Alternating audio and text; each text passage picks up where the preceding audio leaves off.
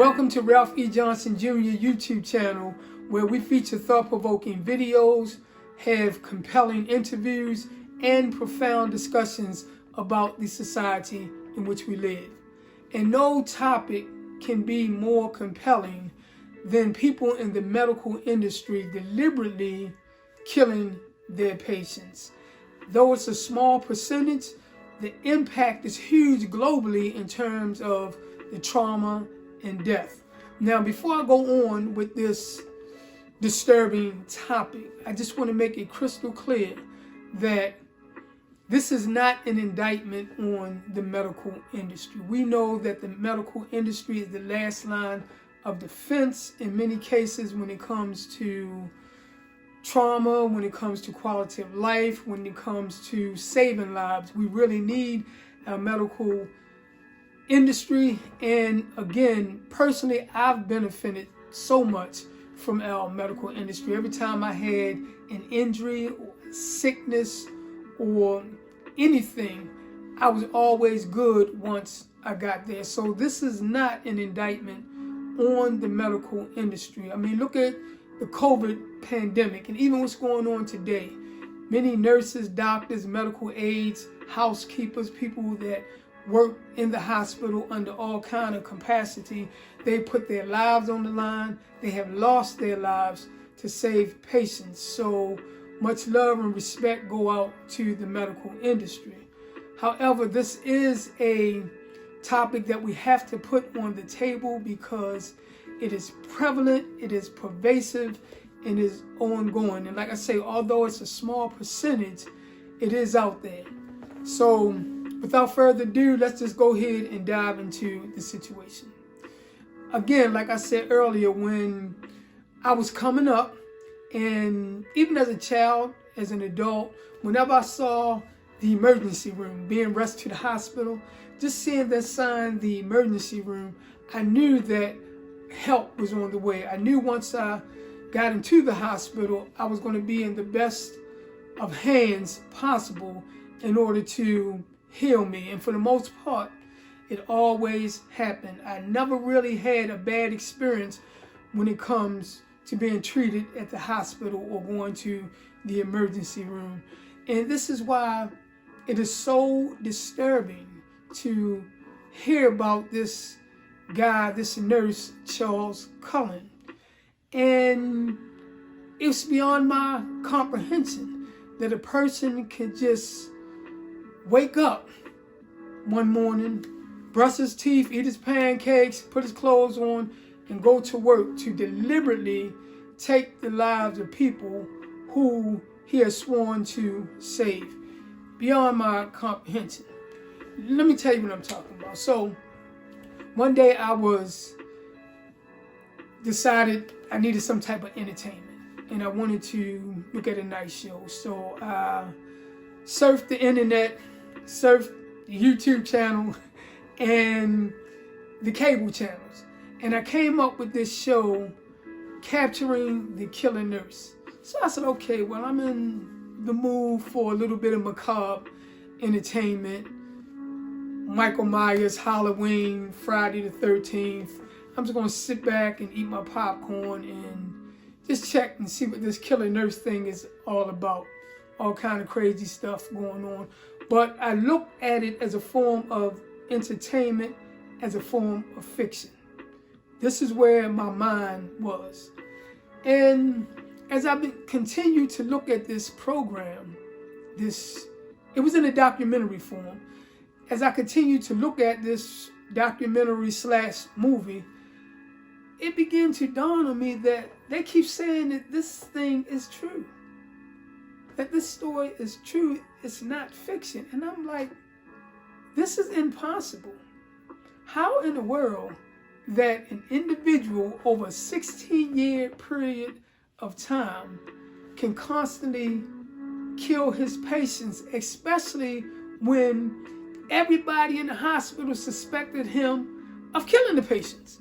Now, this man was transferred 5 or wound up working at 9 different hospitals and a nursing home over a 16-year period of time.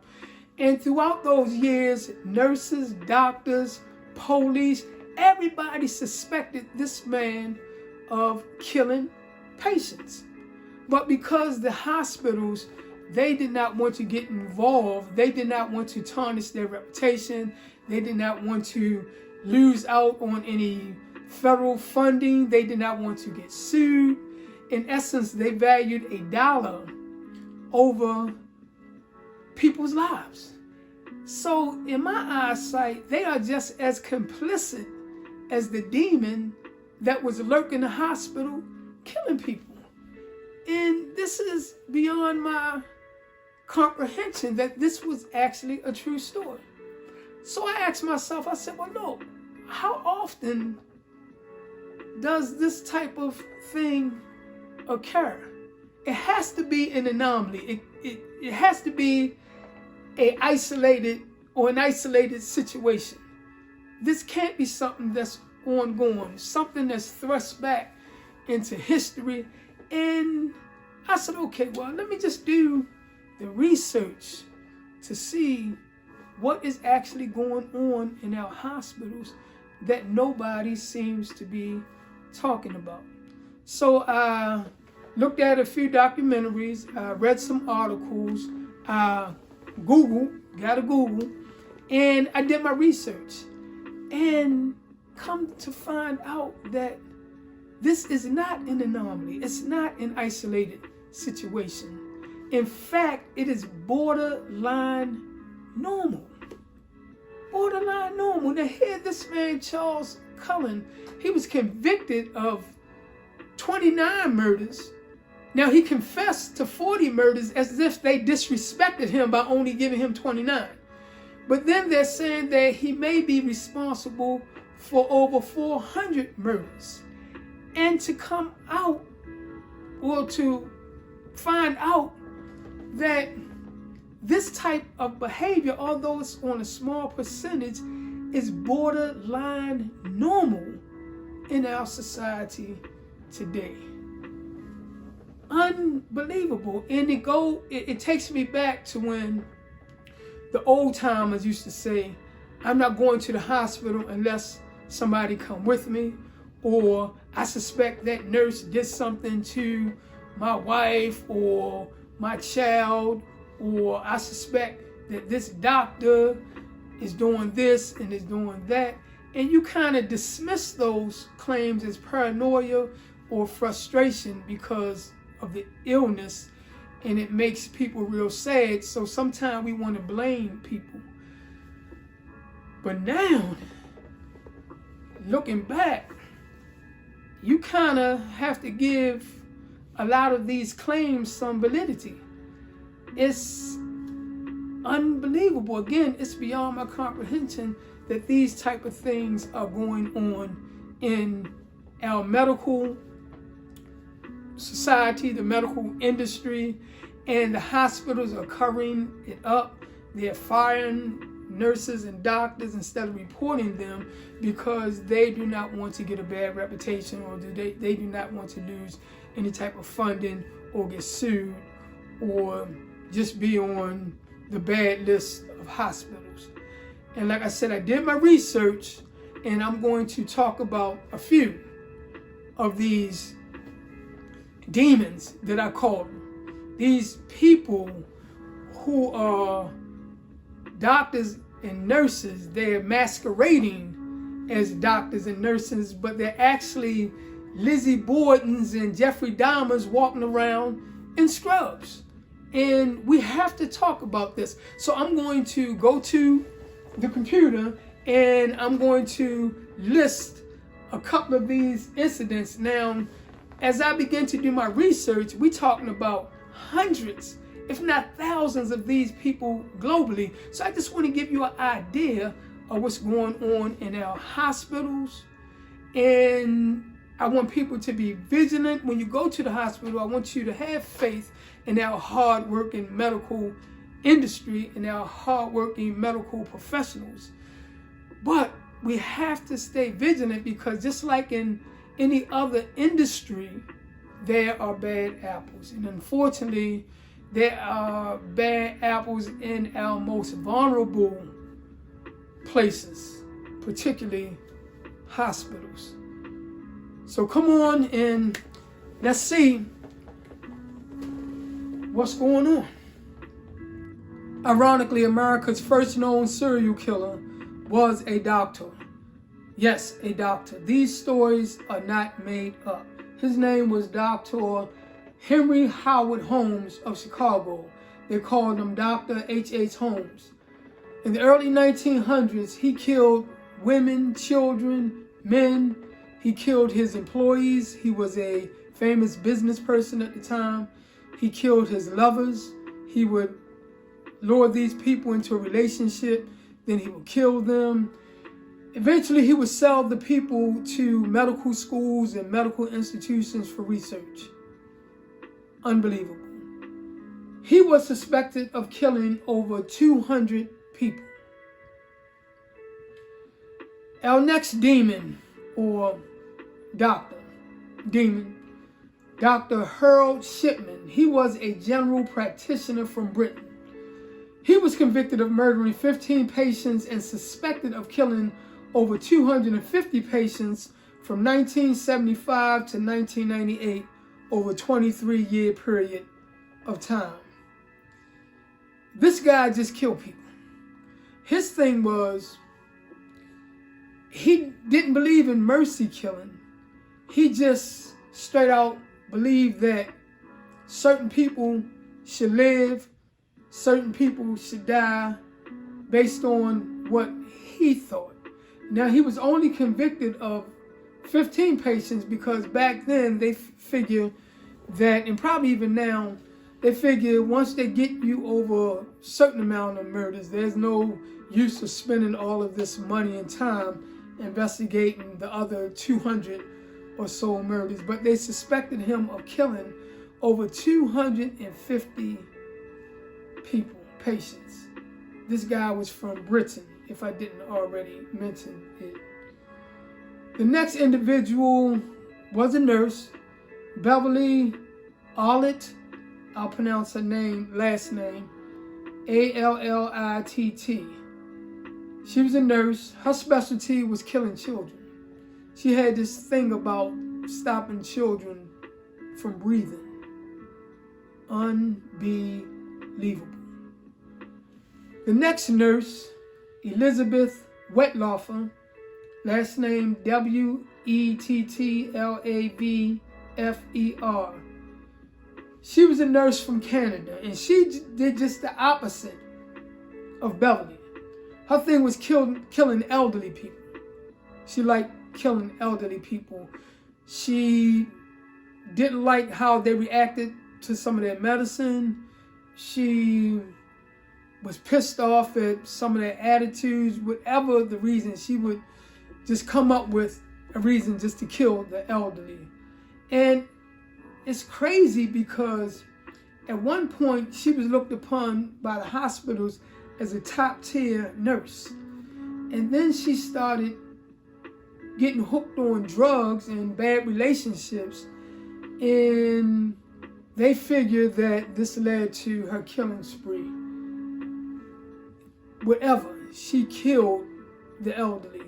And they had to get her behind bars. And I don't know if Canada have a death penalty or anything. I really didn't go that far into the documentary, or I didn't hear anything. But she definitely deserved it. All of them deserved the death penalty. The next individual, Niles Hogel, I'll spell her last name, Hoegel. He was a German nurse, a nurse from Germany. Now, this guy was not suspected of killing 85 people. He was straight up convicted of killing 85 people in a 5-year period of time, from 2000 to 2005. Unbelievable. The next individual, Donald Harvey, a medical aide from Ohio. He was convicted of killing 37 and suspected of killing 87 people in Kentucky and Ohio. Now, the one thing about this particular demon, he just didn't kill patients. He killed his neighbor. He killed people he was mad at. He killed people he didn't like. He was just a straight prolific killer. And they got him off the street. He was doing this from during the 70s and 80s. And they got him off the street. Guess he's doing life in prison. The next individual, Orville Majors, a licensed practical nurse from Indiana. He was convicted of killing 6 patients and suspected of killing over 130 patients from 1993 until 1997 when they found out about him. Got him off the street. The next individual, Efren Saldivar. Spell the last name, Saldivar. He was a respiratory therapist from California. He was convicted of killing 6 patients, but suspected of killing many, many more. The next individual, William Davis, a nurse from Texas. He was convicted of killing 4 patients. The final individual, because I just couldn't do it anymore. The final individual, Vicki Dawn Jackson, a nurse from Indiana. Now, this wicked witch, she killed 10 patients in 1 year, from 2000 until 2001. Again, one of those so-called stellar nurses that just woke up one morning and just start killing people for an entire year. Now, I began to get into this other case about 2 ladies, and I don't know if it was a nursing home or a hospital. I was just fed up with it at this particular point. My mind and my heart just couldn't handle it anymore. But you had one woman who was on the lookout while her partner smothered people systematically. And this went on for a long time. They would take turns looking out, and the other would take turns smuggling. And I believe one went state on the other. I just couldn't. It was hundreds, if not thousands, of stories like this. Now, I guess I chose these stories because the documentaries had more drama, they impacted me more, but nevertheless, all of them were horrific, sad, and just unbelievable. In hindsight, we have to start listening to children, our parents, the elderly, anybody when they go to the hospital and they say that they suspect this doctor of doing this, they suspect this nurse of doing that, they suspect this medical aid individual.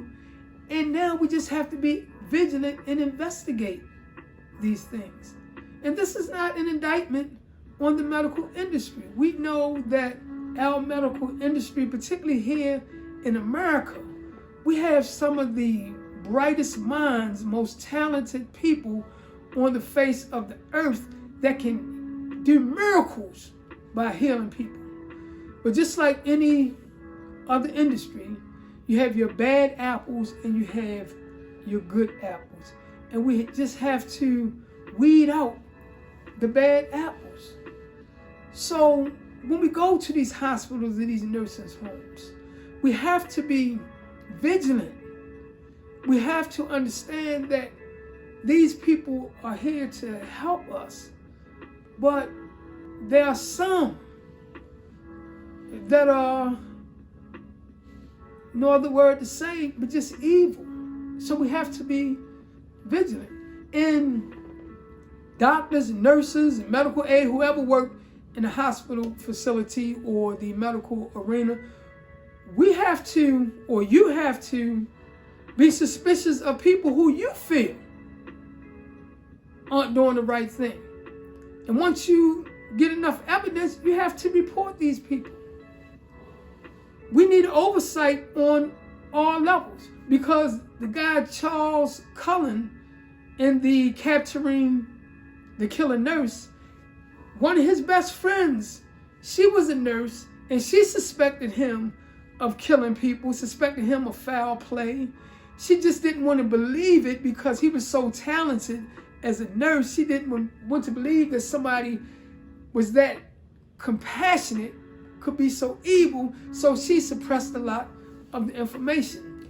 And she didn't say anything. So we have to police each other, so to speak.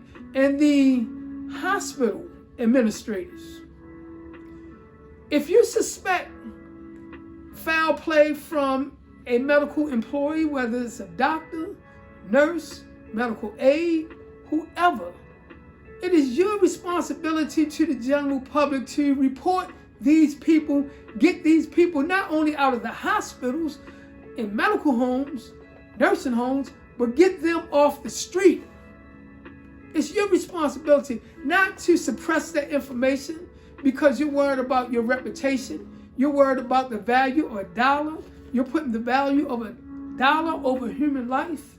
You are just as complicit.